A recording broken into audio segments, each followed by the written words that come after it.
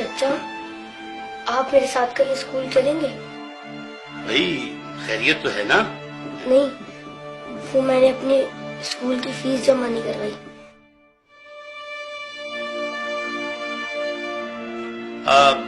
بیٹا تم کیا کرو گے اسکول پڑھ کے؟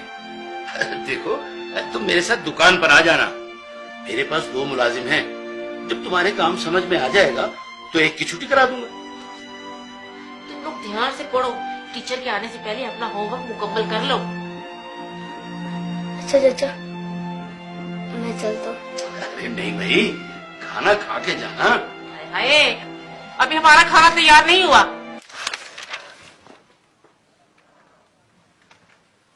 یا رسول اللہ، جب سے میرے ابو فوت ہوئے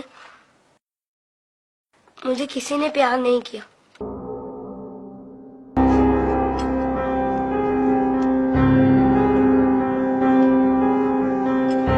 لوگ مجھے لاوارث سمجھتے ہیں، مگر یتیموں کے وارث تو آپ ہیں۔ شاید یہ بات کسی کو پتا نہیں ہوگی، تبھی تو مجھے اسکول سے نکال دیا۔ لیکن یا رسول اللہ، مجھے کسی سے کوئی شکایت نہیں ہے۔ آپ میرے وارث ہیں، اس سے بڑھ کر اور میرے لیے کیا ہو سکتا ہے؟ اللہم صلی علی محمد و علی محمد۔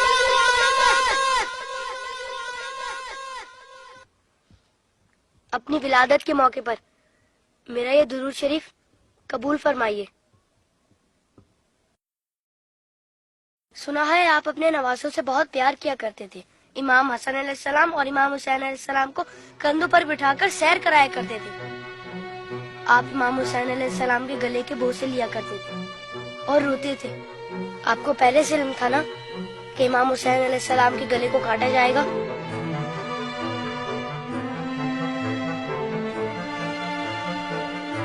کیا آپ کو کسی نے ممبر سے اتر کر امام حسین علیہ السلام کو گود میں لیتے ہوئے نہیں دیکھا تھا؟ آپ نے تو خطبے کے بیچ میں انہیں گود میں لے کر کہا تھا، اسے پہچان لو، یہ حسین ہے، اسے کبھی تکلیف مت دینا، اس کی ہمیشہ مدد کرنا۔ جس نے حسین سے محبت کی اس نے مجھ سے محبت کی۔ کیا یہ سب کسی نے نہیں سنا ہوگا؟ ساقی کوثر نے جب ننھے علی اصغر کے لیے پانی کا سوال کیا تو یزیدی لشکر میں سے کسی نے بھی انہیں پانی نہیں دیا۔ یا رسول اللہ، آپ کی خاطر بھی نہیں دیا انہیں، اور 6 ماہ کا بچہ کتنا پانی پی لیتا؟ چند قطرے۔ کربلا نے 3 منہ والا ایسا تیر چلایا جس نے شہزادہ علی اصغر کو ایک کان سے لے کر دوسرے تک ذبح کر دیا۔ تیر کتنا بڑا تھا آپ کو تو پتہ ہی ہوگا۔ تیر لگنے پر شہزادہ علی اصغر روئے ہوں گے۔ کٹے ہوئے گلے کو دیکھ کر مولا حسین بھی روئے ہوں گے۔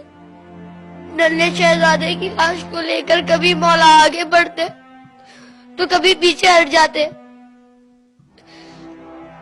جب شہزادے کو ماں کی گود میں رکھا ہوگا تو تیر چھپا دیا ہوگا۔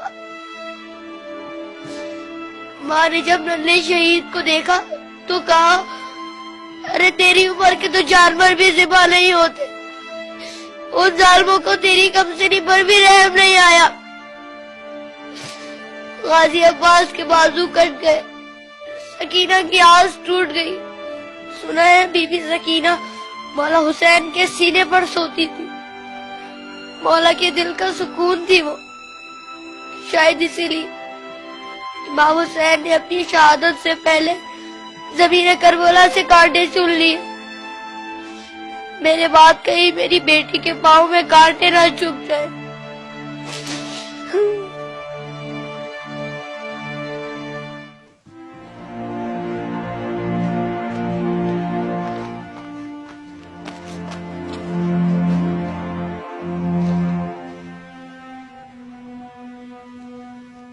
مولا حسین جب قاسم کی لاش لینے میدان میں گئے تو 3 دفعہ پکارا، تینوں ہی دفعہ جواب نہیں آیا۔ پھر فرمایا، امام ہو کر حکم دیتا ہوں، بتاؤ کہاں ہو تم؟ تو مشرق سے آواز آئی چچا، مغرب سے آواز آئی چچا، چاروں طرف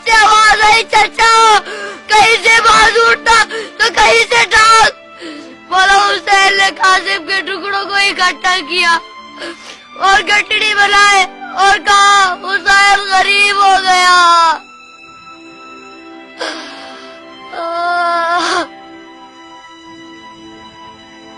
یزید کی فوج میں کسی کو پتا تو ہوگا یا کسی نے بتایا تو ہوگا کہ جن لوگوں کو تم مار رہے ہو وہ نواسۂ رسول ہے. مولا حسین نے بلند آواز میں کہا تھا میں نواسۂ رسول ہوں, کوئی میری مدد کرنے والا ہے؟ یہ سن کر یزیدی فوج میں سے ہر کسی نے ان کی مدد تو کی ہوگی.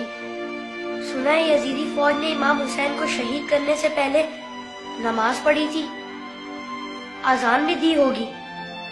کیا اذان میں آپ کا نام نہیں سنا ہوگا؟ تو پھر آپ ہی کے نواسے کو اتنی بے دردی سے شہید کیسے کیا؟ شہید کرنے کے بعد پہچانا نہیں ہوگا, ورنہ لاشوں پر اس طرح گھوڑے نہ دوڑاتے.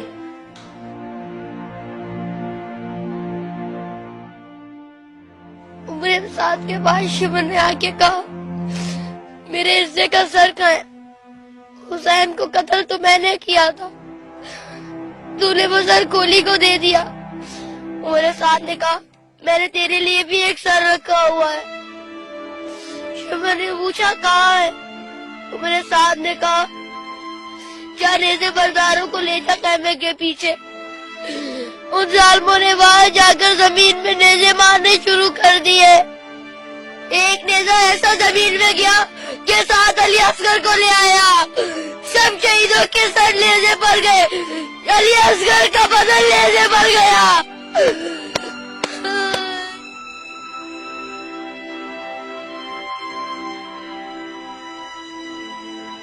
ان ظالموں نے جب بیویوں کو ننگے سر بازاروں میں پھرایا تو امام حسین کے سر نے تلاوت شروع کر دی,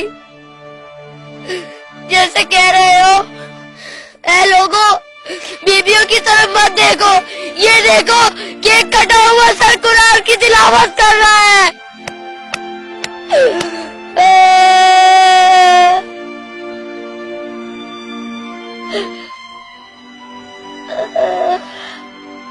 جب میں کربلا کا ذکر کرتا ہوں تو میری تکلیف مجھے بہت چھوٹی لگتی ہے یا رسول اللہ. جب جب آپ مجھے یاد آتے تب تب مجھے کربلا والے یاد آتے. مجھے پتہ ہے آپ اس منظر کو کبھی نہیں بھلا سکتے. جس منظر کو آپ نہیں بھلا سکتے اسے ہم کیسے بھلا دیں؟